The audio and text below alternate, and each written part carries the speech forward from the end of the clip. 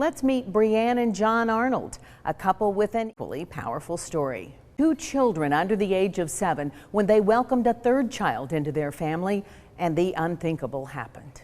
So I got the referral for sweet Brianne from Siskin Hospital. She had had a stroke, and the case manager called me and told me that she was a new mother, had a 7-week-old baby at home, and had had a stroke, and they believed that she was going to need inpatient rehab. And I would just pray, that we were going to be able to get her admitted to Siskin to get her back to her life. I heard the baby crying, and so I went into the bedroom and I didn't see her anywhere. I did see the baby on the bed, and so I looked in the bathroom and Bree wasn't around, and that's not like her at all, so I knew something was wrong. When I turned around, I saw Bree laying on the floor, and that's when I called 911. The ambulance arrived while their children were sound asleep, so they were unaware of their mother's frightening ordeal. And she was loaded up into the ambulance and taken away, and then I got a call from the hospital that said, confirmed that she did have a stroke. It was devastating news that Brianne had suffered a stroke, but doctors also told John she had tested positive for COVID-19. Suddenly, her family's fear about her condition was compounded by the pain of not being able to be by her side. The compassionate nursing staff stepped in to help the young family see each other through video on their iPhones. Even though I wasn't allowed to visit, they were allowing me to drop things off for her in plastic baggies, sanitized plastic baggies. I'm sure they sanitized it and then gave it to her. But one of those things was an iPhone, and we, I think it was the very next day that I was able to drop stuff off, and we were able to FaceTime. After 2 seemingly endless weeks spent in the ICU and COVID unit at Erlanger, Brianne arrived at Siskin Hospital, eager to begin the therapy that would help her get back home to her precious family as soon as possible. She was, would walk the stairs.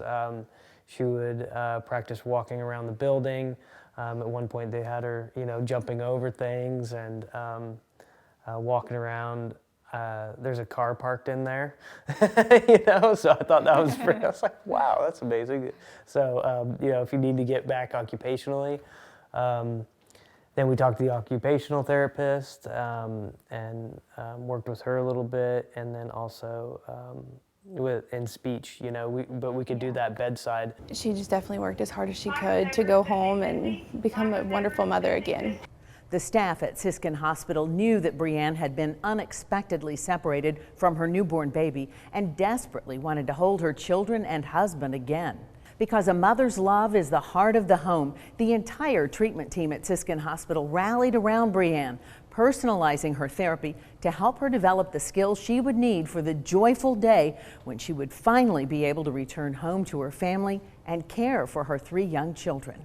I was just thinking back to the day that you came home, like their reaction.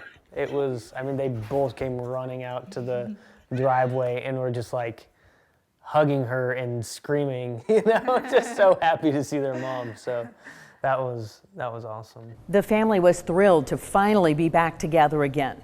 Brianne made great strides physically, but she still needed help with speech deficits. And that's where Siskin Hospital's excellent outpatient therapy stepped in. We're doing something a little bit different now than we were. We're doing 2 days teletherapy, 2 days therapy here. She's doing the teletherapy with Charlotte, another speech therapist. And what that's given us is on teletherapy, Charlotte can take her mask off and work with her, and Bree doesn't have to wear a mask either. And that's very helpful for someone with aphasia, to see someone else's mouth. So that's gonna help her make progress, I think, even faster doing that. And then I'm gonna focus more on comprehension and carryover of everything Charlotte's doing with our masks on. They suggested that she do 4 days a week of speech therapy. And I went with her for the first couple of sessions. Her speech therapist's name is Erin. Bree's gained a new friend through her. So I felt like she was someone I could actually turn to. Even though she was struggling with expressing herself, I still felt like I understood what she was trying to tell me when we would talk about each other's children. And she would show me pictures, then she'd ask to see pictures of my son. The two moms even found a way to involve Brianne's kids and let them help their mommy practice words. What she has done is she's kind of videotaped herself in here with me doing things to go home and practice.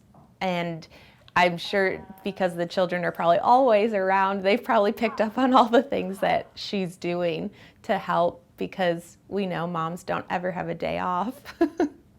So she's working, I think, with her parents who are both there at the house, John and all of her children. Adeline's her little speech therapist at home. Yes, he's so good. She'll you know, practice words with her and say them really slowly.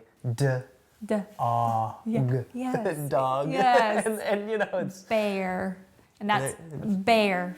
A devastating stroke can change life in an instant, but Erin and Siskin Hospital were there for Brianne when she needed hope. It could have been me. It could have been any one of us that this happened to. And when I came back from maternity leave, I was struggling with that decision. Did I make the right decision coming back to work, leaving my child?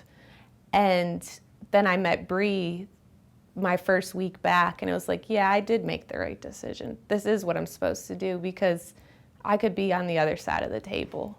And I think I needed to meet her just as much as she needed to meet me. Brianne's newfound friendship with Erin was just one more blessing on her journey to recovery. Similar blessings, along with John and Brianne's deep and strong faith and the dedicated staff of Siskin Hospital, provided a beacon of light and hope to see them through their overwhelming circumstances. That is how I got through, I suppose. Just being prayerful every day and just being thankful for what I do have, regardless of the circumstance, and giving thanks to God for it. Mm-hmm. He's blessed me with a beautiful family and a nice home, a job. God tells us that He will bend and stretch us a little bit, and eventually that's going to make us stronger. And just knowing that what He was doing is for good.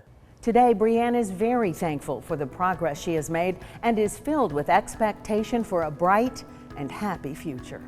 Because of Siskin Hospital, I can believe. Their truly inspiring story helps all of us believe in the power of hope and healing lived out daily at Siskin Hospital.